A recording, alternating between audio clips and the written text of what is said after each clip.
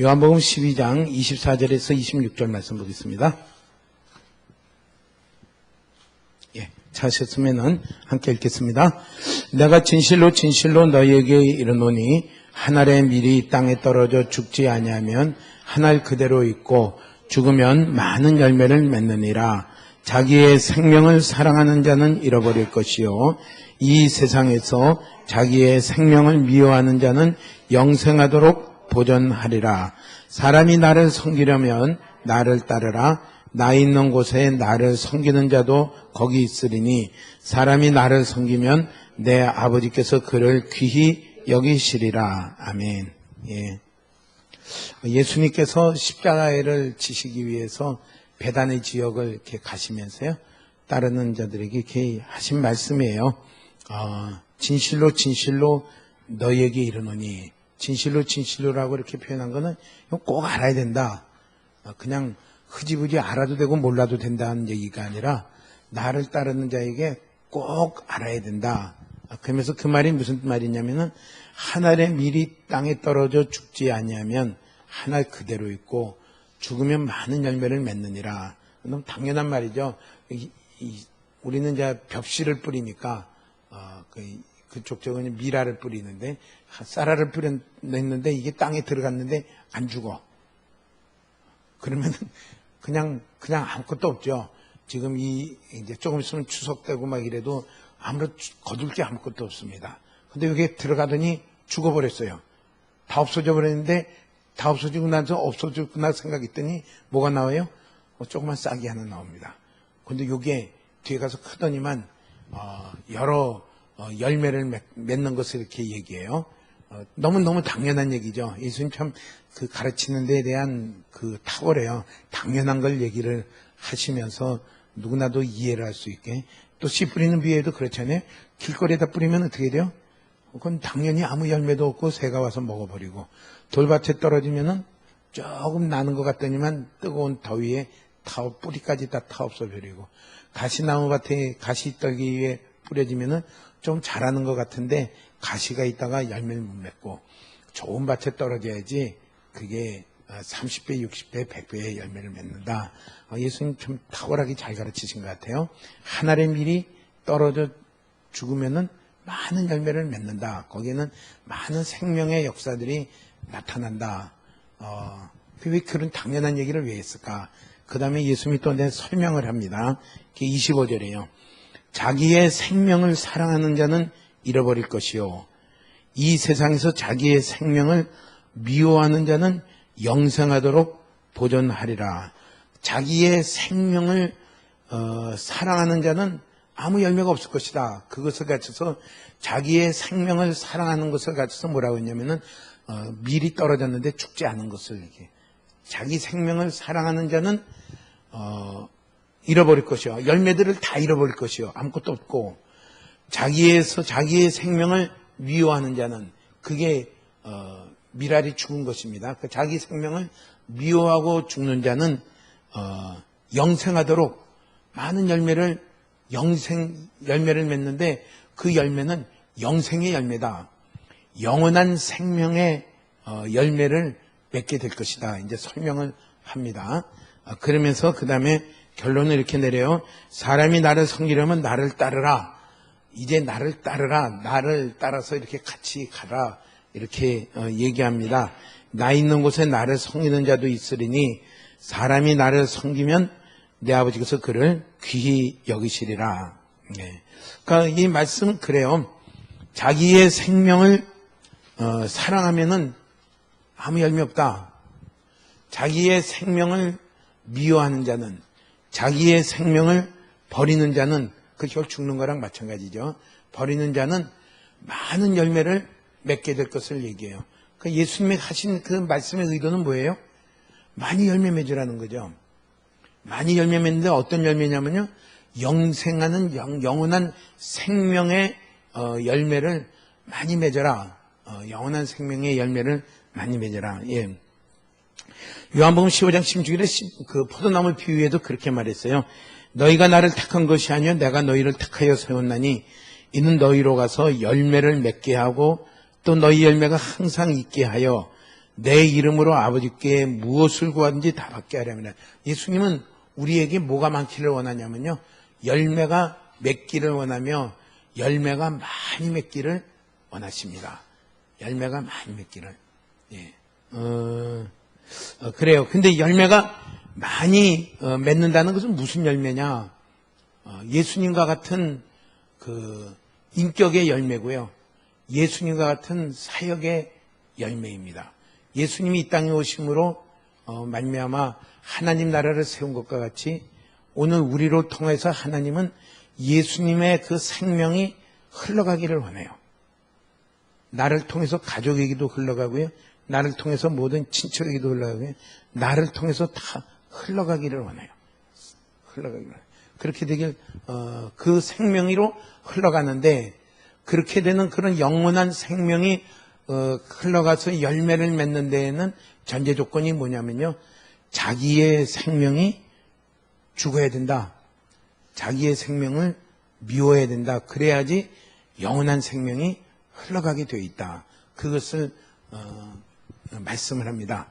오늘 하나님이 한 분 한 분에게 기대하는 건요, 예수님이 죽으시고 부활하신 것 같이 그 예수님을 따라감으로 말미암아 영원한 생명이 자신의 육체에게뿐만 아니라 자신의 모든 삶에게뿐만 아니라 나를 통해서 주변에 하나님이 만나게 하시는 많은 사람들에게 그렇게 흘러가 열매를 많이 맺기를 원하세요. 주변에 안 믿는 분들이 많이 있나요? 여기 계신 분들은 좀 드물지요? 다 바꿔버렸나요? 많이 있나요? 예, 축복합니다. 할 일이 많습니다. 생명이 막 흘러가서 그냥 뒤집어 바꿀 일이 참 많네요. 예, 축복합니다. 예. 저는 그렇게 들었는데, 들은 것도 아니고, 저희 이제 저희 할아버지가 이제 형제인데, 이제 저희 할아버지 동생이고, 그러니까 그 큰할아버지가 종손이에요. 이렇게 좀 하면. 그래서 제가 뼈대 있는 집안입니다. 전주 이시에. 그 족보가 있는 집안에. 근데 얼마나 힘들겠어요. 저희 아버지 때 이렇게 하니까. 저희 아버지 평양에서 공부하니까 미션 스쿨 가서 공부하니까 이제 이분이 그 집에서 이제 처음으로 예수 믿는 분이에요. 그래도 이 부산에 와서 결혼을 했네요. 저희 어머님이 또 예수 믿는 분이 지금 여기 초량교회 출신입니다. 옛날에. 그래가지고 이제 갔어요. 경기도 그게 어디냐면 삼본입니다. 요새는 삼본이 신도시가 됐지만 옛날 삼본은 전부 저의 영토예요. 제 영토가 아니라 저희 집안의 영토입니다. 기억도 나요. 이렇게 딱 가서 옛날에 아스팔트 길을 신장로라고 이렇게 불렀더라고요. 기억나시는 분은 그래도 아시는 분이고, 젊은 사람들은 뭐가 뭔지 모르게 신장로에서 딱 내려서 흙길을 밟는 순간 이게 전부 다 저희 영지입니다. 만나는 사람마다 다 인사해야 돼. 난 처음 만나지만은 전부 내 친척들이에요. 이게 다 들어가면서부터 쭉쭉, 그래요. 그 집안에 시집을 이제 혼자 갔으니까 어떻게 되겠어요? 아무튼 그런데 다치고 삼켰어요. 뒤에 보니까. 뒤에 이렇게 장례식 가니까, 저희 큰아버지 장례식 가니까 아무개 집사 장례. 저희 이제 제일 큰 사촌형이죠. 사촌형이, 제가 저 끄트머리고, 제 사촌형님 장례식했더니 아무개 장로. 그래서 내가 물었어요. 언제 장로 됐어요? 했더니 죽기 얼마 전에 장로 됐다. 아무튼 다 이렇게, 다는 아니지만은 그 대부분 다 점령해 버렸어요. 어떻게 하셨는데. 아무튼 근데 그래요. 집어삼켜진 게 아니라 생명은 하나님의 생명이 우리를 통해서 이렇게 흘러가기를 원해요. 많이 열매 맺기를 원해요. 내 주변에 나를 괴롭히는, 내 신앙생활에 괴롭히는 분들이 많다. 그러면 어떻게 돼요? 집어삼킬 분들이 많이 있구나. 영원한 생명이 가서 그들을 다 이렇게 뒤집어 바꿀 분들이 많구나. 기대감을 가지시고요.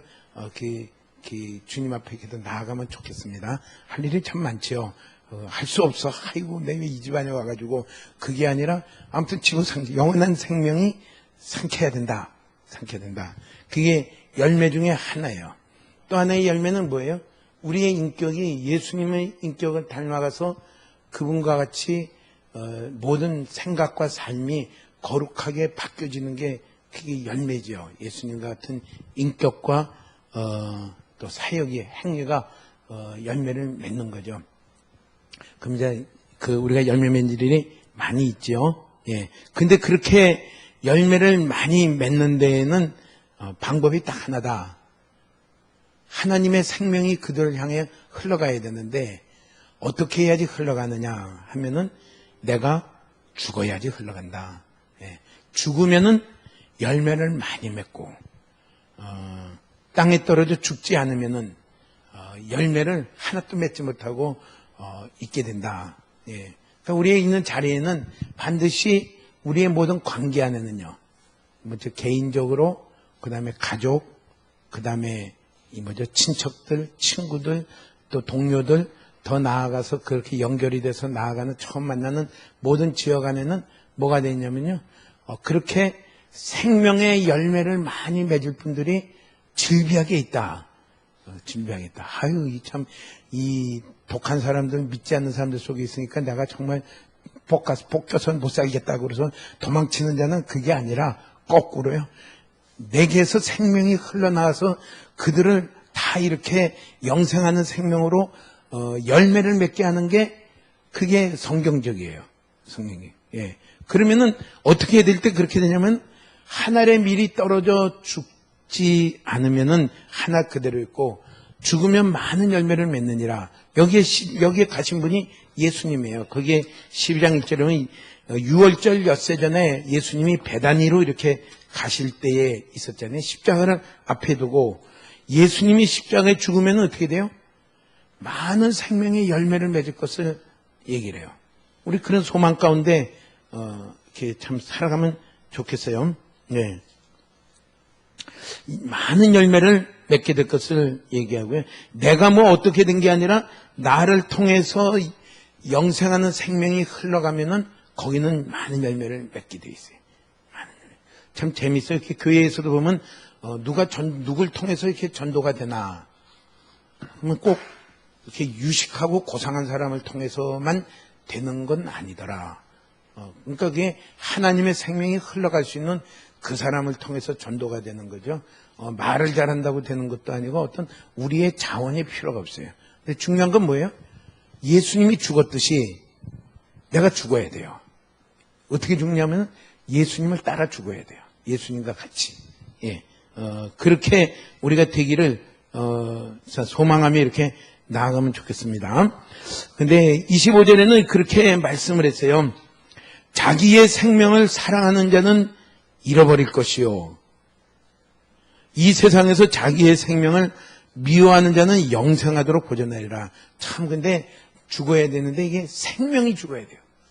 자기의 생명을 죽이라는 말은 자살하라는 얘기는 아니고요.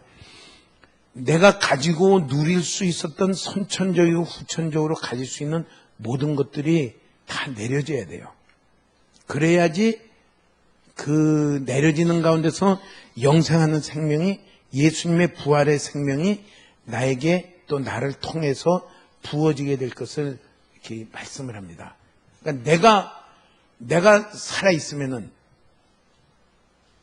그러니까 우리나라 그 김치도 그렇잖아요. 이놈의 배추가 살아있으면 어떻게 돼요? 김장 담글 때 이 배추가 살아있으면 어떻게 돼요? 안 되죠. 이게 죽여버려야 되죠. 어떻게 하십니까? 소금물에다 그냥 팍 절여가지고 하루를 놔두면은 이 배추가 이제 팍 죽어버리면 그때 가야지 김장김치를 담그고 그렇죠. 내가 살아있으면은 김치도 안 돼요. 솔직히. 예. 내가 살아있으면은 안 돼요. 내가 당당히 말할 수 있는 내 권리, 내 성질, 내가 좋아하는 습관, 내 스타일, 내 모든 게 내 욕심, 이게 다 살아있으면요. 거기는 뭐가 안 흘러가요? 영생하는 생명이 가다가 스톱. 예수님의 십자가에서 죽으시고 부활하신 그 생명이 그쪽에는 갈 수가 없다. 그러면 뭐가 돼요? 영원한 생명에 속한 열매는요. 내 자원 가지고는 될 수 있는 게 하나도 없어요. 내 노력과 내 근면함과 나의 헌신과 열정으로 영생하는 생명이 이루어지는 것은요, 아무것도 없습니다. 그러니까 그냥 그대로 있고요. 내가 죽어버려야 돼요. 내가 죽어야 돼요. 그래서 내가 죽을 때야지 비로소 그것을 갖다가 그 죽은 그것을 갖다가 통해서 하나님의 생명이 그리로 흘러가는 것을 이렇게 얘기해요. 우리 한 번 더 생각하면 좋아요. 씨앗을 이렇게 딱 땅에 딱 심겨지면 어떻게 될까요? 씨앗이 어떻게 될까요? 흐물흐물 해가지고 땅에 있는 열기, 물기 해가지고 모양이 흐물흐물 해가지고 그냥 다 녹아서 없어지겠죠. 그냥 그대로 씨앗이 고상하게 다 이렇게 있나 단단하게요. 다 흐물해서 없어지겠죠. 마찬가지로요. 내가 죽으면 어떻게 돼요? 내가 죽는다는 건 뭐예요? 내 나름대로의 내 스타일. 나는 그래서 상당히 고상한 사람인데 그 스타일이 다 죽어버려야 돼. 예. 나는 내 나름대로의 이런 주관이 뚜렷한데 그 주관이 다 죽어버려야 돼요. 내 목표가 뚜렷한데 그것도 죽어야 돼요. 내가 하고 싶은 게 있는데 그것도 죽어버려야 돼요. 나도 그래도 한가닥 하는 감정이 있는데 그것이 다 죽어버려야 돼요. 그게 어차피 그래야지 그 다음에 그 죽은 걸 통해서 생명이 흘러간다 이랬습니다. 그러니까 씨앗이요 그 땅에 심겨져서요 안 죽으려고 발버둥치면 어떻게 돼요? 열매 맺는데 시간만 걸려요. 이게 안 죽으려고 막 그럴 리는 없겠지만은 막 있는 힘을 다해서 나는 안 죽으리라고서 막 이러고 있으면은 싹이 나는 시간이 없어져요. 겨우 그게 다 죽어버려야 돼요. 주님은 우리에게 이 방법을 통해서 일하실 것을 했는데 그게 말만큼 쉽진 않죠. 그래서 내가 하는 그 모든 감정 그 죽는다는 게 참 쉽지 않죠. 그 성경에는 그렇게 말했어요. 갈라디아서에 보면요. 갈라디아서 5장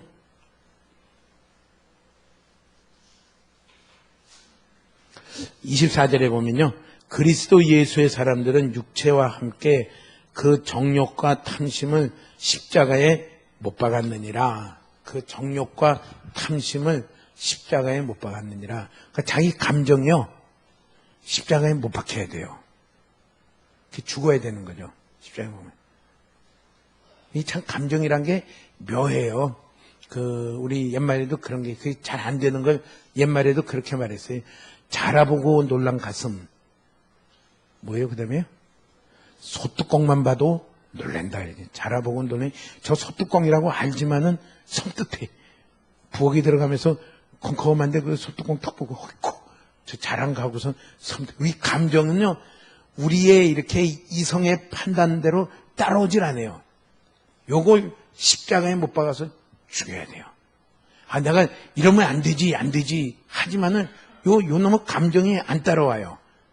그래가지고요, 그 섭섭한 마음과 또 좀 서운하고 좀 이런 좀 원통한 그 마음은요, 잘 안 따라와요. 그게 죽어버려야 되는데. 이게 죽어야 돼요. 죽어야 돼요. 섭섭하신 분 있나요? 없나요? 굉장한데요? 예. 사방에 널려져 있는 분들이 다 섭섭하고, 내가 지한테 내가 어떻게 해줬는데, 지가 나한테 이럴 수 있어? 이 참 섭섭한 사람 찾으면은 한둘이 아니죠. 아이고, 그하고, 참 억울한 사람도 많고, 많죠. 이게 죽어야 돼요. 죽어야 돼요. 또 뭐라고 했어요? 탐심을 십자가에 못 박았느니라. 탐심이 죽어야 돼요. 우리 중에 있는 어떤 분이 이렇게 저한테 누가 문자를 보내서 이렇게 읽어봤더니 어느 교수가 몇백 명을 케이스를 조사했대요. 그런 케이스라면 나도 조사하겠는데 사람들이 뭘 좋아하나 했더니 돈을 많이 좋아하더라.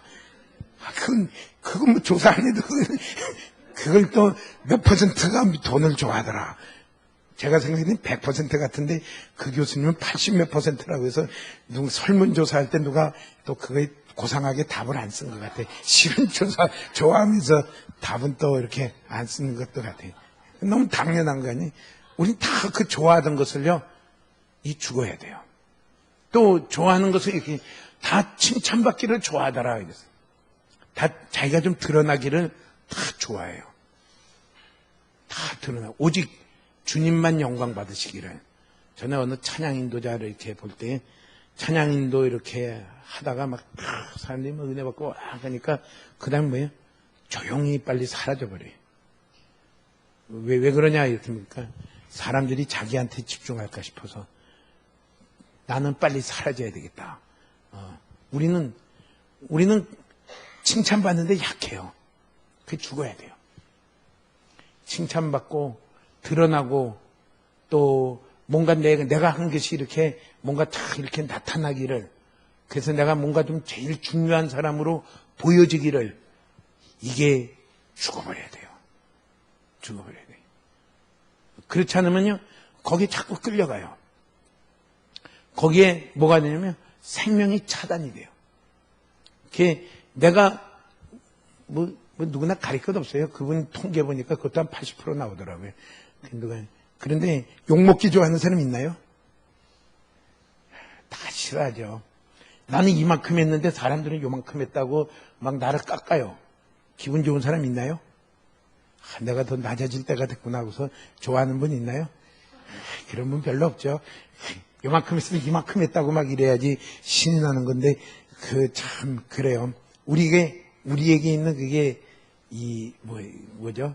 죽어야 될 부분들이에요. 그러니까 우리가 그것뿐만 아니라 뭐예요? 당연히 내가 받아야 될 수 있는 그런 칭찬과 영광과 존귀와 누릴 수 있는 그런 모든 권리들이요, 그게 죽어야 돼요. 죽어야 돼요. 그것을 말씀하면서 그래요. 예수님이 당연히 자기 자신이 받을 수 있는 그런 존귀와 영광과 모든 것을요, 십자가를 향하여 가면서 그것을 다 버렸어요. 예수님이 십자가에 가면서 그 자기가 할 수 있는, 누릴 수 있는 다 버리면서 말을 하기는 뭐래요? 내가 지금이라도 12영 더 되는 천사들을 내가 부를 수 있는데 그것을 다 버렸어요. 자기가 할 수 있는. 그게 죽는 거예요. 그러면서 그렇게 함으로 말미암아 뭐 했습니까? 사망의 권세를 깨뜨리시고요. 그 예수님이 죽으시고 다시 부활하는 생명으로 우리 가운데 다시 일어나신 것을 말씀을 하면서 그렇게 말을 해요. 나를 따르라 그랬어요. 예수님이 죽은 것과 같이 나를 따르라. 나를 따르라. 예. 누가복음 14장에 보면 그렇게 얘기가 있어요. 한번 볼까요? 예수님을 따르는데 어떻게 해야 되는지 한번 따라 볼까요? 네.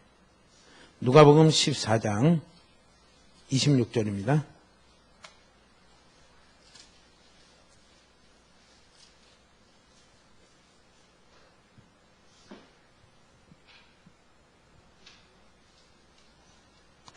누가복음 14장 26절, 26절, 27절 한번 읽어보겠습니다. 물은 내게 오는 자가 자기 부모와 처자와 형제와 자매와 더욱이 자기 목숨까지 미워하지 아니하면 능히 내 제자가 되지 못하고 누구든지 자기 십자가를 지고 나를 따르지 않는 자도 능히 내 제자가 되지 못하리라. 33절 한번 볼까요? 이와 같이 너희 중에 누구든지 자기의 모든 소유를 버리지 아니하면 능히 내 제자가 되지 못하리라. 예수님을 따라간다는 그 말은 예수님의 제자가 되고요. 예수님을 닮아가는데 그렇게 얘기를 했어요. 뭐라고 얘기했냐면요. 자기 부모, 처자, 자기 가족이죠. 그러니까 자기 가족을 미워하지 않으면 능히 내 제자가 되지 못한다. 그 다음에는 자기 십자가를 지고 나를 따르지 않는 자도 능히 내 제자가 되지, 나를 예수님을 따라오지 못한다. 그 다음에 자기 소유를 버리지 않으면 능히 내 제자가 되지 못한다. 그러니까요, 죽어야 될 부분이 뭐냐면은 자기의 감정과 탐욕뿐만 아니라 자기의 가족에 대한 모든 가족을 잘 돌봐야 되지만은 그 가족을 예수님을 따라가는 그거보다 내려놔야 돼요. 자기의 소유를 예수님 앞에서 다 내려놓을 때, 주권을 내려놓을 때, 그때야지 뭐 해야 되냐면요. 생명이 제자가 되며 제자로서의 이 예수님을 따라가는 그런 삶이 일어날 것을 이렇게 얘기합니다. 참 가족을 이렇게 포기한다는 게 참 가족보다 주님을 앞선다는 게 참 쉽지가 않죠. 저희 가정 얘기를 자꾸 많이 해서 미안한데 이게 원래 이러면 안 되는데 준비가 잘 안 될 때는 할 수 없이 막 이렇게 이것저것 넣어서 얘기를 해요. 예, 하면서 이거 어렵다. 이거 어떻게 해야 되나 하고서 참 기도하면서 기도 많이 해주세요. 예. 저희 어머님이 아까 얘기했잖아요. 종갓집 조카 집에 시집 며느리로 들어가더니 그 집을 다 삼켜버렸어요. 어떻게 그렇게 됐을까? 근데 참 재미있는 일이 있어요.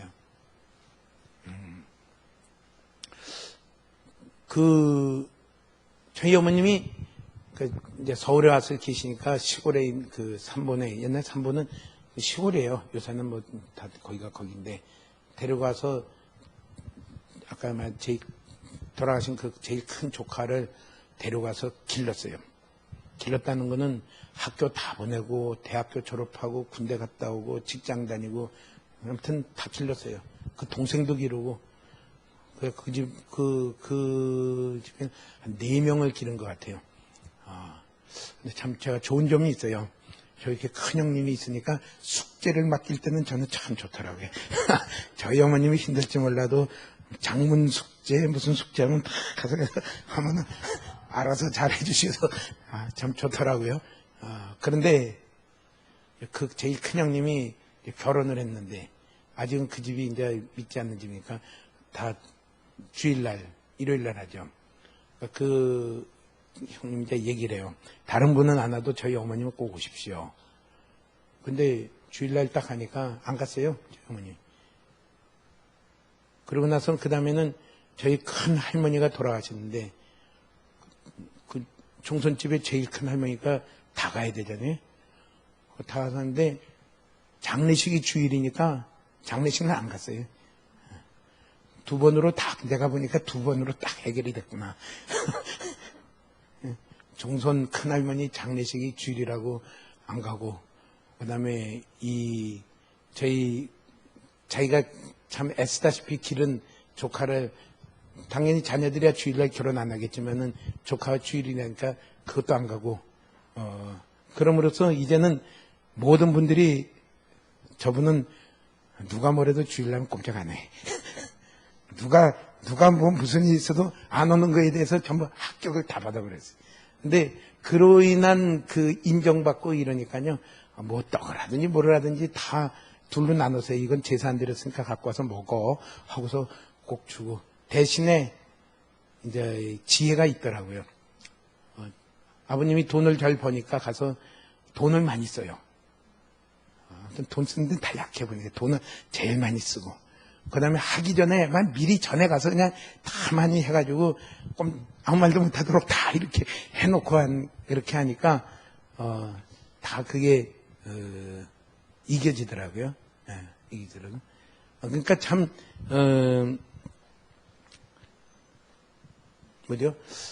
제가 지금 말하려고 했던 건 자기 가족에 대해서요. 우리가 기준이 있어야 돼요. 하나님과 하나님의 길을 내가 먼저 하느냐.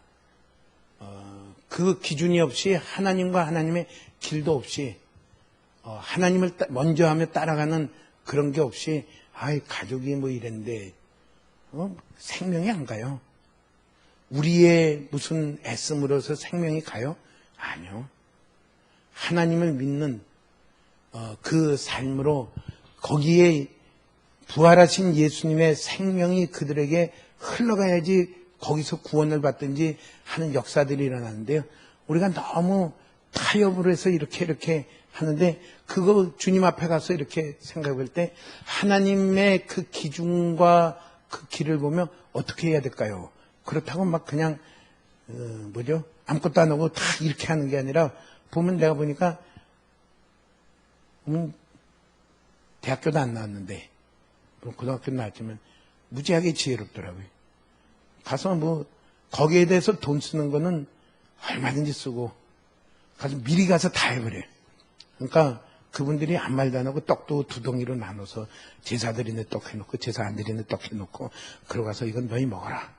우리가 안 가도 뭐 제사 지내는데 안 가도 오케이. 우리 안 오는 건 아무 상관없어. 그거하고 거기에 대한 그게 원칙과 길이 있으니까 그 다음에 뭐예요? 그 예수님이 그분들에게 어떻게 따라가야 되는가는 길이 그 다음에 보여지기 시작해요. 역사하기 시작해요. 우리를 통해서 가족과 우리의 가족에 대해서 우리가 가는 길에요. 절대로 하나님의 길보다 그들을 먼저 이렇게 앞세우면요. 거기는 생명이 막힌다고 생각하십시오. 하나님의 길을 보면 어떻게 그러면 여기서 그들에게 그 길을 보여줄까? 그게 뭐냐면은 예수님을 따라가는 것이고요. 누가복음 14장에 보면은 그들보다 예수님보다 그들을 미워하는 그 길이 돼요. 우리 주변에는 그런 분들이 이렇게 많이 있어요. 하고 두 번째는 자기 십자가를 지고 따라 그랬어요. 아까 갈라디아서 5장 24절인데를 자기의 감정과 자기의 욕심과 드러나고자 하는 욕심이 죽어야 돼요. 내가 중심이 되고자 하는 욕심, 사람들이 초점이 내게 이렇게 많이 보여지고자 하는 욕심, 반드시 죽어야 돼요. 예수님이 죽을 때는요, 십자가를 지실 때는 안 죽은 게 없어요. 그분이 가지고 누릴 수 있는 모든 부요와 영광은 다 죽었어요. 거길 통해서 부활의 생명이 역사하는 것을 이렇게 말씀을 해요. 저는 우리가 개인적으로는 그래요. 여기 갈라디아서 5장 24절들은 자기의 감정과 탐심은 죽고 오직 성령으로 살며 성령으로 행할지니 자기의 감정과 자기의 탐심은 죽으며 성령님의 인도를 따라 살려고 하는 그게 개인적이라면은 두 번째는요. 우리를 하나님이 어디다 두셨냐면은 가정에다 두셨어요. 가정에다 두셨으면은 가정은 그냥 그렇게 살면 되는 거야. 그게 아니라 가정에 대해서요. 하나님이 뚜렷하게 길이 있어요. 그게 뭐라고 말을 했냐면요. 아내들이요. 남편에게 복종하라 그랬어요. 그래서 주례할 때 이 말을 참 많이 하는데 아내들이요. 남편에게 복종하라. 그러다 가끔 이렇게 생각해요. 왜 이 말을 했을까? 복종을 잘 알면은 그 말을 안 해도 되는데 복종을 잘 안 하는 것 같아요. 잘 하시나요? 네, 복종하라. 또 두 번째는 복종하기가 힘들어요.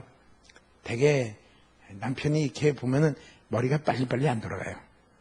좀 보면 좀 둔해 보여요. 가만히 보니까 좀 따라가기가 좀 힘들어요. 그러니까 안 해요. 그 속으로는 막 그냥 쭝얼쭝얼 이렇게 해요. 그렇게 되면은 그게 뭐냐면요. 하나님이 자기 보고 죽으라고 하는 곳에 지금 안 죽고 있는 거예요. 가정에서 죽으시길 축복합니다. 가정에서. 어디 가서 뭐 멀리 가서 순교지 가서 죽으실 생각하지 마시고 가정을 제일 먼저 선교하시고 거기서 내가 순교하실 생각을 하십시오. 그게 뭐냐면 첫째는요. 남편에게 복종하는 것부터 시작하십시오. 물론 죄 짓는데 같이 짝짝꿍대서 하라는 그 얘기는 아니고요. 남편이 모자르면 기다리십시오. 또 얘기하고. 그러세요. 그분이 앞장서서 있을 때 하나님이 세우신 그 가정의 리더의 위치에 있을 수 있도록 복종하는 게 필요해요. 네. 잘 하시죠? 예. 네. 아멘 하시면 우리 남자 집사님밖에 없네. 예. 복종해라. 예. 두 번째는 남편들 보고 뭐라 그랬어요? 아내들을 사랑해라 그랬어요. 왜 사랑하라 그랬을까? 사랑하니까 결혼했는데 왜 사랑하라 그랬을까? 보니까 그런 것 같아요. 되게 한의문 베이비라고 해서 한의문이라고 쓰잖아요. 그러니까 이렇게 눈에 콩깍지가 씌어가지고 못 보면 안 돼 하는 그 기간이 한 6개월 가면은 이제 사라지는 것 같아요. 그 뒤에도 사랑해라. 사랑해라. 네.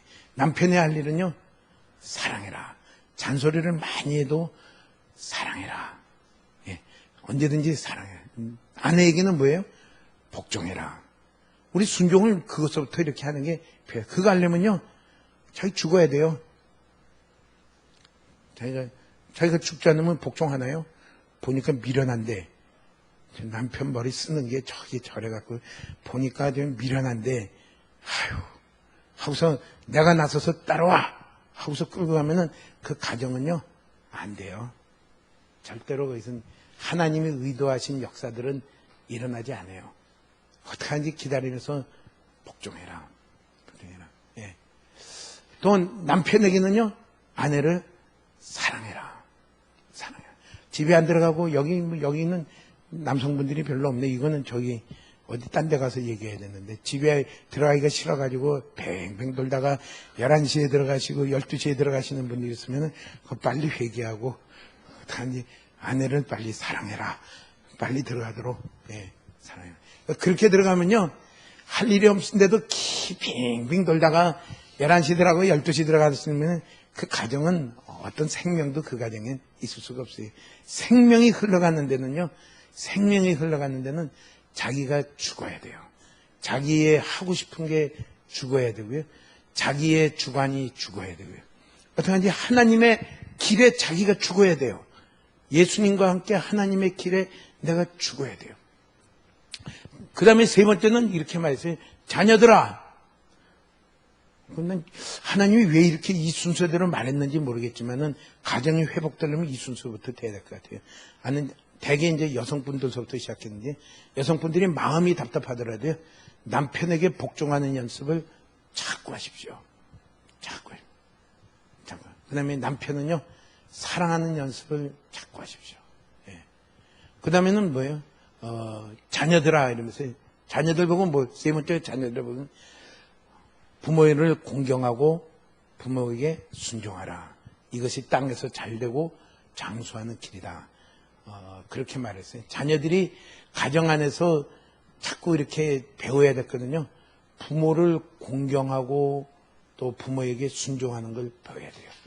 부모를 자꾸 이기려고 하는 가정이 있으면요, 그거는 회초리를 아끼지 말고 쓰든지 용돈을 차단을 해서 쓰든지, 아무튼 어떻게 하든지 간에 부모를 공경하고 순종하는 자녀로 기르려고 하십시오.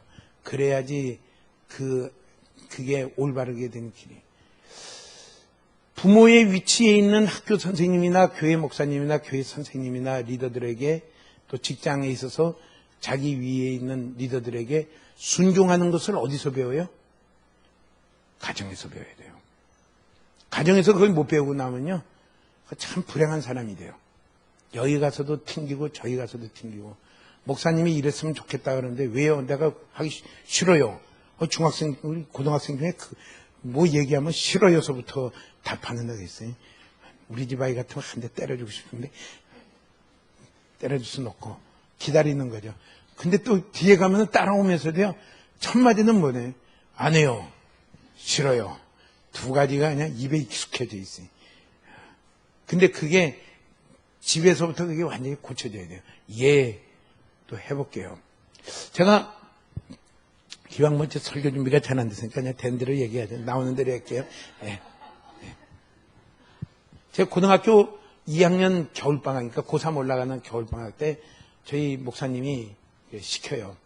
너 주일학교 반사해라. 그 당시에 반사라고 불렀어요. 그래서 제가 알겠어요, 목사님 하고서 예 했어요. 어떤 녀석은 너 주일학교 뭐 이러니까 안 해요 하고서 했어요. 근데 둘 차이가요, 제가 이렇게 어린 눈에도 이렇게 보니까 엄청나게 차이가 나요. 안 해요. 그래서 아무튼 그때 신앙이 좋아서 이해한 게 아니라 목사님이 말씀하니까 이해한 거죠. 내가 뭐 주일학교 교사에 무슨 사명감이 있던 것도 아니고 목사님이 하라고 하니까 예, 언격절에 예라고 대답하는 게 큰 축복이. 그 당시 이제 이렇게 반사하는데 목사님이 이렇게 학생들을 2명씩 떼줬어요. 어느 학생 받느냐가 참 중요한데 저는 집사님 아들 2를 받아가지고 이야, 저희 누님은 안 믿는 집 애 둘을 맡아가지고 그 다음 주 되니까 아무도 안 와. 나는 2명 다 왔어. 얘네들이 시골 가기 전까지 분명히 2명은 와. 그러니까 아무도 안 오니까 좋더라고요. 왜 좋으냐니까 전도 나갈 수밖에 없어. 2가지 중에 하나. 교사 일을 안 두든지 그만두든지 아니면은 낯이 뜨거워서라도 토요일날 전도하러 가더라고요. 그 당시에는 노는 애들이 워낙 많으니까요. 부모들이 전부 다 주일날 직장 가서 노는 애들이 많으니까 대학 여대생이 가서 이렇게 교회 가자 그러니까 그 다음 주에 이렇게 10몇 명이 와 있어. 이렇게 보니까 이야. 그래가지고 그 반이 뭐 금세 20명씩 막 올라가요. 나는 계속해서 2명. 그러니까 이게 없는 것도 좋을 것 같아. 없는 것도, 야, 분발해가지고, 이거 되게 참 안 되겠다. 기도도 하고, 전도도 나가고, 뭐 어떤 수를 쓰든지 할 텐데, 뭐, 걔네들은 고정 숫자 2명. 그 교사 일을 잘한 것도 아니죠. 근데 하면서 참 배운 게 있어요. 그 당시 우리 목사님이 주일 학교 가르치는 건요, 목사님 오전 설교를 가르치고 가르쳐요. 오후 되면 목사님이 설교를 이렇게 만들어줬어요. 주일학교 교재를. 어렵죠. 이렇게 해갖고, 제가 그때 고3 아니에요? 이렇게 해갖고, 안 보고 가면요, 가르칠 게 없어요. 내가 알아야지 뭘 가르치죠. 말은 하겠는데, 얘네들이 참 정직해요. 선생님이 모르는 말하고 있으면 어떻게 돼요? 지 맘대로 떠들어요. 어떻게 그걸 잘하는지, 내가 선생님이 뭐라고 말을 하는 게 아니라, 진짜 선생님도 모르고 있다. 이러면요, 그냥 떠들어요. 그런데 제가 이제 토요일 날 저녁 때면 할 수 없이 목사님 설교 열심히 필기해가지고 요새 필기 안 하더라고요. 그래서 왜 안 하는지 우리 학생들 아무리 얘기해도 하는 애들 아무도 없어. 아이고 참 답답했네. 그때는 필기를 해가지고 토요일 날 저녁 때 되면 막 이게 밑줄 감면서 다시 봐요. 한 2번, 3번 보면은 뭐예요? 주일 나가서 가르칠 게 딱 나와요. 옛날 독서 카드에다가 2문장, 3문장을 딱 만들어 놓고, 그 다음날 주일 되면 딱 2명 앉혀놓고, 따라해! 하고서, 따라하라고 그러면요. 얘네들 지가 뭐 따라하면서 말을 안 해요. 지들이 무슨 말 하는지 모르는데 아무튼 꽉 잡혀요. 교사가 준비되어 있으면 이거 꽉 잡혀요. 그런데 나는 모르고 말만 하고 있으면 이놈들은 체면도 없는 놈들이에요. 주일 학생은 체면이 없어요. 교사가 말을 하는데 앉아서 씨름을 하질 않나, 앉아서 레슬링을 하지 않나. 와. 그래서 저는 얘기를 해요. 교사를 하려면 주일학교 교사를 해라. 그래도 중학생 되면 그래도 조금 그래도 낯짝이 두껍긴 하지만은 레슬링까지는 안 해요. 그래도 앉아서 잠을 자든지 스마트폰을 보든지 아무튼 지갈 길로 가지만은 주일학생은 엉켜부터 싸워요. 뭐 해요. 옛날에 또 정말 마루 아니에요? 마루에 얼마나 좋아요. 그런데 참 수입이 있어요. 우선 목사님 설교 시간은 열심히 필기하고 토요일 날 쓰니까 제가 말씀을 알겠더라고요. 그러니까 제가 지금 설교를 해요. 2번째는 주일날 이렇게 하니까 토요일 날 저녁에는 또 이거 하죠. 또 말씀 또 이렇게 봐야죠. 또 애들 그래도 한 번씩 토요일 날 오후에나 한번 가서 봐야죠. 이러니까 공부할 시간이 좀 쪼달려요. 근데 대신에 하나님이요, 무지하게 집중력을 줬어요. 이렇게 다 수업 시간에 이렇게 들으면요, 그게 외워졌어요. 그게 될 것 같아요. 목사님은 칠판에 안 쓰고 설교하는 걸 내가 받아쓰기를 했으니까, 칠판에 쓰면서 하는 것, 그거 알아듣는 거는, 그건 무지하게 쉽더라고요. 그건 이거 하고, 선생님 칠판에 뚝뚝 써가면서 하는 거하고, 목사님 강대상에서 그냥 계속 얘기하는 거하고, 알아듣는 거는, 그건 아무것도 아니더니, 그런데도 뭐예요? 집중력을 무지하게 줬어요. 축복이라고 생각해요. 그래서 그날 수업을 하면은 그 시간에 이렇게 쉬는 시간 10분 동안에 이렇게 보면은 거의 외웠어요. 한번 쫙 다시 복습을 해요, 머릿속으로. 그리고 길 가면서 복습하면 돼요. 그때는 학원이 별로 없고 수업 시간만 오후 6시까지만 잘 들으면은 공부는 거의 다 돼요. 그러니까 저는 수업 시간에는 자고 밤중에 독서실 가서 공부하겠다는 거는 그건 공부 못하는 애다. 그냥 단정을 지어요. 그건 공부 될래야 될 수가 없다. 수업 시간에 이렇게 하고 그래요. 그러니까 공부가 무지 쉽더라고요. 제가 이 엄격결에 고등학교 2학년 겨울방학 때 목사님이 너 주일학교 교사하라는데 제가 이해한 게요. 공부에 엄청난 하나님이 보너스를 주더라고요. 그 뒤에 가서는 뭐예요? 공부 못하는 게 이해가 안 돼. 그 쉬운 공부가 왜 안 되냐? 그냥 탁 듣고 있으면은 다 외워지는 거고, 그거 뭐 조금 있으면 다 이렇게 쉬는 시간에 탁 돌리면 되고, 뒤에 끝나면 도서관 가서 참고서 이렇게 문제집 풀면 되는 거고, 공부는 저절로 되는 거고, 그렇게 잘 되는 공부가 왜 안 되냐? 그 이해하는데 오래 걸렸어요. 정말 오래 걸렸어요. 저희 아들들에게 정말 미안해요. 공부는 그 되는 건데 왜 이렇게 안 되냐? 이제 부모가 이해를 하고 격려를 해야 될 텐데 왜 안 되냐 하고서 이러고 갸우뚱하고 있으니까 아마 스트레스를 많이 받았는지 몰라요. 아무튼 하나님이 근데 그 일을 이렇게 쭉 보니까 이해하는데 그 답이 딱 돼요. 이해하는 데에는 엄격결에 대답했지만은 뭐예요?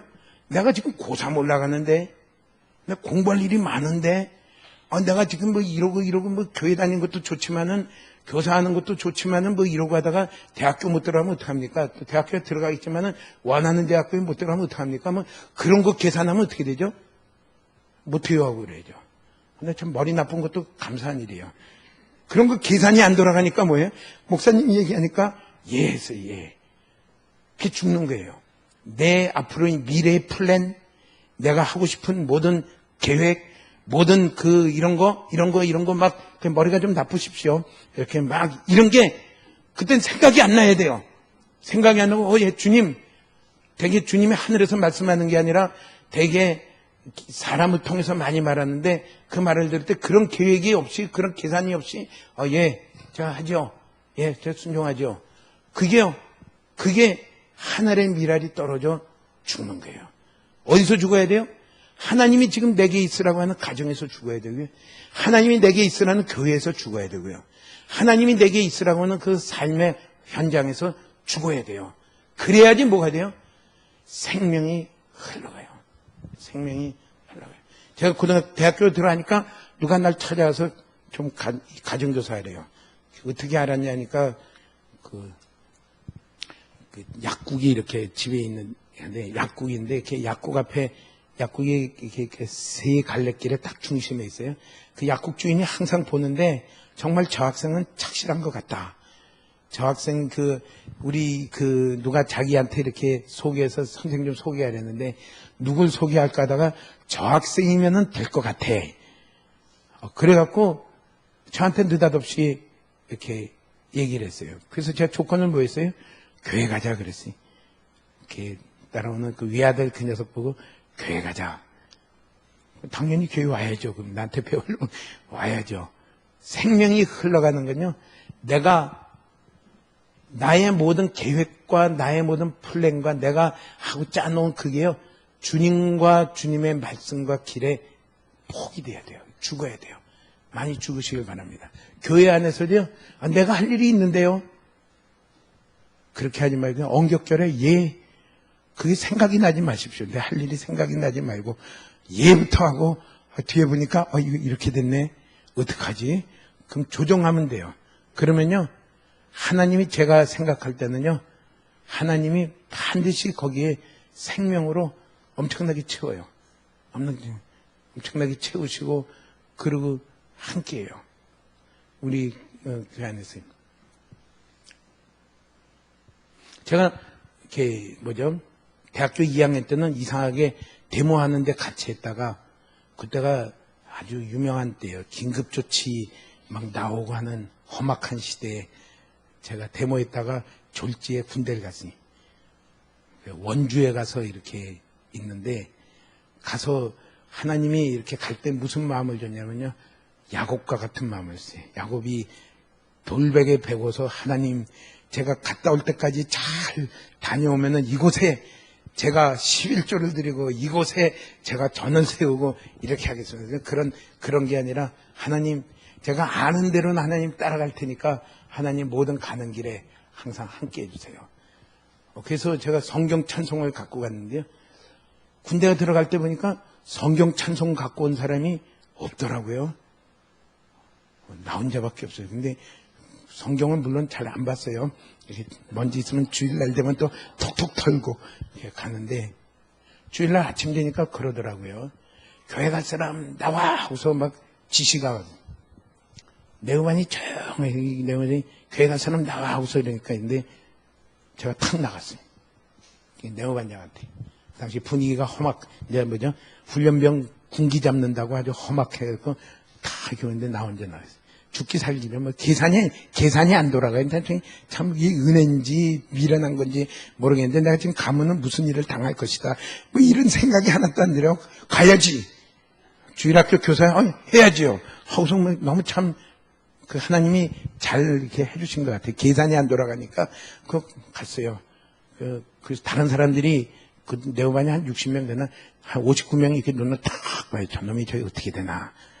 어떤 험한 꼴을 당하나 하고서 쫙 보는데 뜻밖에도 네오반이 갔다 와 그러니.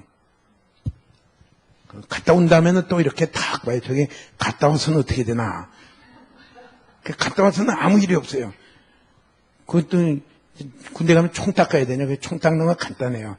군대 가면 이틀에 담배 한 값씩 주고 옆에 놈 보고 야 너 담배 줄 테니까 내 총 좀 닦아라. 그럼 좋다 하고 또 열심히 총도 딱 닦아놔요. 그거 갔다 왔어요. 그 다음 주 되니까 교회 갈 사람 하니까 한 30명은 나온 거예요. 아무 일 없더라는 게 확인이 된 다음에 30명이 나온 것 같은데 보니까 뭐예요? 네오반장이 도사예요. 보니까 이 하사가 그냥 하사가 아니야. 이렇게 쫙 보더니 너는 지난주 갔다 왔지? 넌 진짜야. 넌 가. 그 다음에 제가 이렇게 쓱 보니까 그 다음 줄에 서면 탁 보더니 너 이계명 한번 외워봐. 이놈 가짜네 하고서 너 사도신경 외워봐. 이놈도 가짜네. 그래서 그 다음부터는 이래요. 그래서 제가 그때 가진 철칙이 있어요. 주님 따라가려면은 그냥 시작서부터 그냥 들이밀어야지. 계산 딱 하고서 조금 익숙해지고 뭐 관계가 돈독해지고 뭐 이런 다음에 한다는 거는 그거는 좀 화를 자초하는 길이다. 시작할 때서부터 그냥 들이밀고 그러고 나야지. 얘는 진짜야라는 도장이 꽉 찍히면은 그 다음서부터는 자유하는 건데 그게 아니면은 그냥 정말 괜히 그다 터지고 끝나는구나. 그러고 이렇게 했어요. 그러니까 그게 뭐냐면요. 자기 계산이 죽어버려야 돼요. 다 속는 게 뭐예요? 자기 계산이 다 속아요. 지금 바보 같은 친구를 이렇게 봤는데, 이렇게 훈련병이 이게 끝나고 부대 가면은 다 상병될 때까지는 교회 안 다니고 막 이러고 있다가 뭐 그때 가서 이렇게 한다고. 근데 바보 같은 놈이라고 제가 이렇게 생각하는데, 시작서부터 막 일어나야지 뭐예요? 얘는 주일날 가는 애야. 수요일날에는 한번 이렇게 운동 시합을 하는데 저희 네오반 숫자가 교회 갈 사람이 빠지면은 인원이 부족해요. 인원이 모처럼 같이 옆에 이런 거 야구 이렇게 하는데 인원이 부족해. 그때 뭐 했어요? 우리 예배 드리러 갈 거야. 시합을 하든지 못하든지 그건 우리 관계가 아니야. 다른 날에 하든지. 지독하다 하지만은 그 하나님과 하나님의 길에 거기에요. 그걸 먼저 하고 따라가는 그때에 거기에 생명이 거기에 넘쳐요. 그게 생명이 넘쳐요. 제가 인턴을 할 때 참 힘들어요. 레지던트 할 때 1년차. 주일날 와서 위에 과장 나오죠. 하는데 이 담당 주치의가 사라진다. 나는 예배 드리러 갑니다 하고서 알아서 돌든지 말든지 회진하든지 말든지 나는 예배 드리러 갑니다. 쉽지 않아요. 쉽지 않아요. 예. 그래요. 또 그리고 두 번째는 내가 예배를 들어갔는데 환자가 좋아져야 되지. 자기 주일날 다 지키고 그 다음날 왔는데 환자가 죽어버렸다. 이것도 또 문제다. 그래요. 문제가 많지요. 그래가지고요. 과장하고 한 3개월을 서로 씨름했어요. 이 양반이 내가 당직 쓰는 걸 알고 아침에 8시에 왔나? 근데 난 7시 반쯤에 가버렸거든요. 그러니까 자기가 정말 애를 써서 타협하려고 일찍 왔는데 내가 사라져버렸어. 그래가지고 뭐 했는데 한 3개월을 가방 속에다 사표를 들고 다니니까 뒤에 가서 이제는 얘는 합격이다. 얘는 주일날 누가 뭐래도 얘는 안 돼. 얘는 자유를 주자. 다행히 그 주임 교수가 미국에서 공부를 했기 때문에 미국식으로 잘 이해를 하더라고요. 자유도 이렇게 하라 그러고. 근데 그때요, 제가 이렇게 이제 할 때 이렇게 뭐가 발표를 하면요, 하나님이 은혜를 너무 줬어요. 여러 사람이 발표 다 비슷한 고개 보건데 제가 발표할 때면 무지하게 탁월하게 발표를 해요. 하여튼 제가 그렇게 할 수 있는 사람이 아닌 걸 내가 잘 알아요. 잘 아는데 하나님이 그렇게 해요. 그러니까 뭐예요? 하나님의 생명이 글로 가요. 우리가 우리 계산하고서요, 거기에 대해 타협하고 거기에 대해서 내가 죽지 않으려고 하는 나의 모든 플랜과 나의 모든 것이 죽지 않으려고 하는 거기서 뭐가 되냐면요, 생명이 안 흘러가요. 영생하는 생명이 안 흘러가요. 오늘 우리 가운데요, 하나님이 내가 있는 그 자리를 보고 뭐예요? 하나님이 여기서 나를 보고 죽으라고 한 자리구나. 나를 보고 부귀 영광을 누리라고 하는 게 아니라 나를 보고서 칭찬받으라고 하는 게 아니라 나를 보고 죽으라고 하는 자리구나. 그러고서요, 자기가 먼저 이렇게 죽는 그 자리로 갈 때요, 뭐예요? 그 다음에 그걸로 끝나는 게 아니라 그 다음에 자기가 먼저 죽은 뒤에 뭐가 되냐면요, 부활하신 예수님의 생명이 나를 통해서 흘러가요. 생명이 그 다음에 흘러가고요. 거기에 영생의 열매를 이뤄가요. 그러니까 내가 예수님의 인격을 닮아 자라가는 것도요, 내가 죽어야 돼요. 내가 죽고 주님의 마음을 알려고 그러고요, 주님의 길을 알려고 그러고 그 길을 따라가는 거기를 그렇게 갈 때에 내가 예수님의 인격을 따라서 성장하는 사람이 되고요, 다른 사람에게 그 일들의 영향력이 흘러가도록 하나님이 그 일을 해놓으셨어요. 오늘 내 가정 형편이 어떤지 모르지만은 그 가정은 주님이 나보고 죽으라고 하는 자리구나. 죽으라고. 예. 어떻게 죽어요? 복종하며 죽고요. 아내는 남편에게 복종하며 죽고요. 남편은 아내를 사랑하며 죽고요. 사랑합니다. 그렇게 이어가시기를 축복합니다. 그 자리를.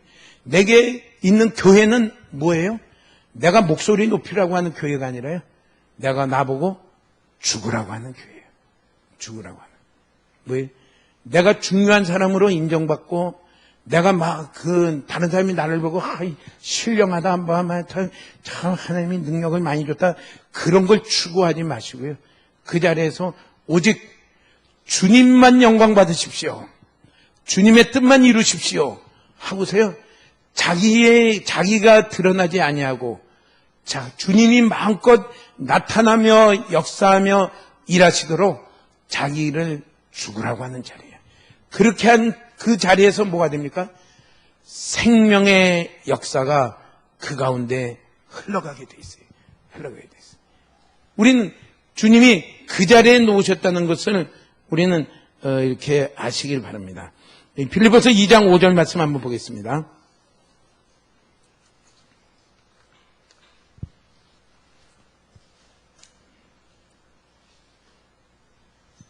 빌립보서 2장 5절. 예. 너희 안에 이 마음을 품으라. 곧 그리스도 예수의 마음이니 그는 근본 하나님의 본체시나 하나님과 동등됨을 취할 것으로 여기지 아니하시고 오히려 자기를 비워 종의 형체를 가지사 사람들과 같이 되셨고 사람의 모양으로 나타나사 자기를 낮추시고 죽기까지 복종하셨으니 곧 십자가에 죽으심이라. 예수님을 따라가는 그 길은 뭐냐면요, 예수님의 마음을 우리가 품기를 사모하셔야 돼요.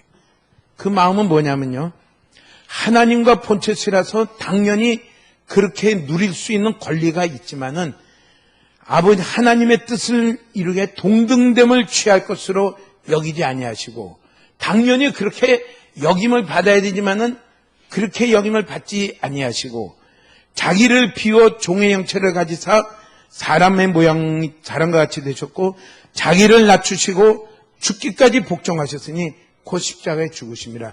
이게 예수님이 먼저 가신 길이에요. 예수님을 따르라. 나를 섬기는 자는 나를 따르라. 우리의 삶 가운데요, 그게 내가 당연히 그렇게 돼야 되지만은 그렇게 될 것으로 여기지 아니하고, 예수님과 연합해요. 예수님의 죽으심과 같이 연합해요. 자기를 비우고 낮추고 순종하는 그 자리로 갈 때요, 그 다음에는 생명이 흘러가요. 그것을 그 다음에 이렇게 말씀을 했어요. 빌립보서 2장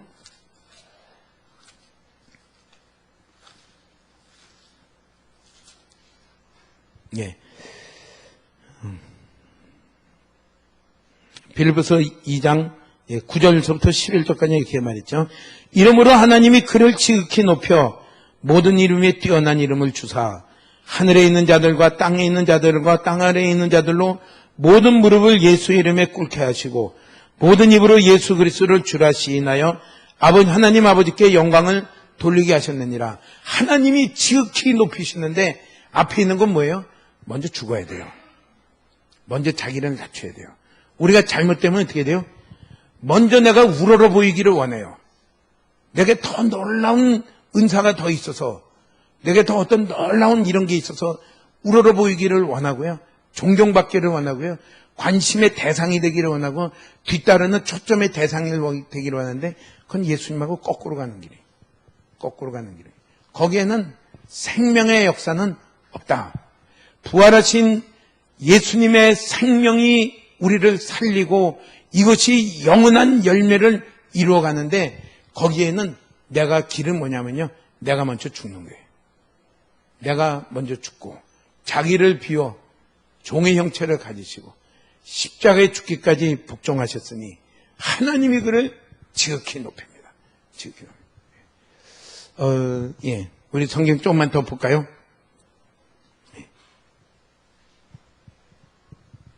고린도후서 4장 7절에서 11절 한번 볼까요?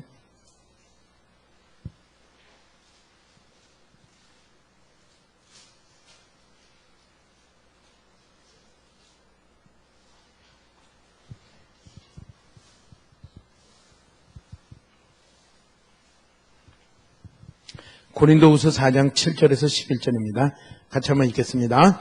우리가 이 보배를 질그릇에 가졌으니 이는 심히 큰 능력은 하나님께 있고 우리에게 있지 아니함을 알게 하려 함이라. 우리가 사방으로 우겨쌈을 당하여도 쌓이지 아니하며 답답한 일을 당하여도 낙심하지 아니하며 박해를 받아도 버림받지 아니하며 거꾸로 뜨림을 당하여도 망하지 아니하고 우리가 항상 예수의 죽음을 몸에 짊어짐은 예수의 생명이 또한 우리 몸에 나타나게 하려 함이라. 우리 살아있는 자가 항상 예수를 위하여 죽음에 넘겨짐은 예수의 생명이 또한 우리 죽을 육체에 나타나게 하려 함이라. 아멘. 사방에서 무슨 일이 일어나도요, 우겨 쌓이고 답답한 일을 당하고 박해를 당하고 거꾸로 뜨림을 당하여도, 거꾸로 뜨림을 뒤집어 엎는 거죠. 뒤집어 엎어져도 거기에 내가 뭐 어떤 것도 거기에 내가 매이지 아니하고 거기에 내가 움츠러들지 아니하고 내가 항상 힘쓸 것은 무엇이냐면요, 항상 예수의 죽음을 몸에 짊어지면 10절에 예수님이 나를 사랑하사 나를 위하여 자기 몸을 버리신 예수님의 죽으심을 내가 항상 같이 부르나. 그 예수님이 죽으셨을 때 나의 옛사람도 같이 죽었다. 나를 높이고 나를 내세우고 나를 존귀케 하고 나를 기쁘게 하고, 우리 이기수 목사님 표현을 하면 뭐예요? 자기를 기쁘게 하고 자기의 힘으로 살려고 하는 그 나는 십자가에서 같이 죽었다. 예수의 죽으심을 몸에 짊어짐은 예수의 생명이 또한 우리 몸에 나타나게 하려 합니다. 우겨 싸든지 답답한 일을 당하든지 거꾸로 뜨리든지 박해를 받든지 그 일에는 내가 조금도 동요할 것이 없고 나는 오직 예수님과 합하여 죽은 나를 위하여 십자가를 주신 예수님을 몸에 짊어진 같이 꼭 붙어서 나는 예수님과 함께 그 자리에서 죽음으로 나를 통하여 뭐죠? 부활하신 예수님의 생명이 우리 몸에 나타나게 하려 함이라. 우리의 모든 만남의 삶을 이 자리로 통과하시기를 축복합니다. 어떤 자리에 있든지 우겨싸이면 나를 이렇게 막 압박해. 누구야? 이런 게 아니라 우겨싸이는 일을 당하든지 엉뚱한 얘기를 듣든지 어떤 일을 만나든지 심지어는 거꾸로 때리는 그런 일들을 만나든지 그 모든 주도권은 하나님께 드리고 나의 머리를 세우실 분도 하나님이시오. 나를 건지실 분도 하나님이시오. 나를 영광스럽게 하실 분도 하나님이시고 나는 오직 예수의 죽으심을 몸에 짊어지고 그 예수님과 함께 죽은 자요. 내 감정도 죽었고 내 욕심도 죽었고 내가 나를 존귀케 하려는 모든 것도 죽었고 나를 즐겁게 하고 나를 드러내려고 하는 그런 야심도 죽었고 이제 나는 그 예수님과 함께 죽었고 이러므로 말미암아 부활하신 예수님의 생명이 우리 몸에 나타나게 하려 함이라. 그 자리로 통과하는 것이 사도 바울의 길이었어요. 그러면서 11절에 이렇게 말해요. 우리 살아있는 자가 항상 예수를 위하여 죽음에 넘겨짐은 예수의 생명이 또한 우리 죽을 육체에 나타나게 하려 함이라. 영생하는 생명은요, 예수님의 생명 외에는 영생하는 생명이 없어요. 그 예수님의 생명이 우리 가운데 나타나는 그 일은 내가 예수님의 죽음과 연합해서요, 항상 죽음에 넘겨지는 것입니다. 죽음에 넘겨지는. 그 죽음에 넘겨지는 건 뭡니까? 내가 나를 위한 거예요. 내 자존심, 나의 명예심, 나의 어떤 드러나고자 하는 야심, 내 모든 감정, 이런 것을 죽음에 넘겨지면 확실하게 그 시간에도 같이 예수님의 죽음과 함께 죽는 것은 그로 말미암아 그 뒤에 오는 것이 뭐냐면 예수님의 생명이 우리 죽을 몸에 나타나게 하려 함이라. 그것만이 영생입니다. 그것만이 영광입니다. 오늘 우리에게 만나는 환경은 이런 환경까지는 아니겠죠. 답답한 일은 있을지 모르겠어요. 답답한 일. 우리 아이들이 고등학교 때 뭐 이러니까 답답하더라고요. 방법이 없더라고요. 사춘기 때 막 하니까 뭐 방법이 없어요. 뭐 어떻게 할 수가 없어요. 주님만이 하실 수 있습니다. 그래서 제가 목사가 됐어요. 제가 그렇다면 제가 목사가 되겠나요? 그냥 얘기하는데 방법이 없어요. 항복! 주님, 답답한 일을 당해도 당하셨습니까? 억울한 일을 만났어요. 우겨싸임을 당하고 뭐 이 사람 저 사람 막 그냥 나를 못 살게 보고 박해를 당하고 거꾸로 때림을 당하여도 그것에 나는 관계없다. 그 일의 모든 것은 하나님께 다 맡기고 거기서 나를 얼굴을 드시고 구원하실 분은 하나님밖에 없고 내 갈 길은 그 자리에서도 예수님의 죽으심을 짊어지고 내가 죽음에 넘겨져서 그렇게 하는 이유는 그 일들로 말미암아 부활하신 예수님의 생명이 내 안에 넘치게 부어지기를 원합니다. 그게 나를 바꿔가고요. 그게 우리 주위를 바꿀 수 있는 생명의 역사가 일어나고 있습니다. 오늘 승리하시기를 축복합니다. 그런 일들 가운데 생명으로 가득하시기를 축복합니다.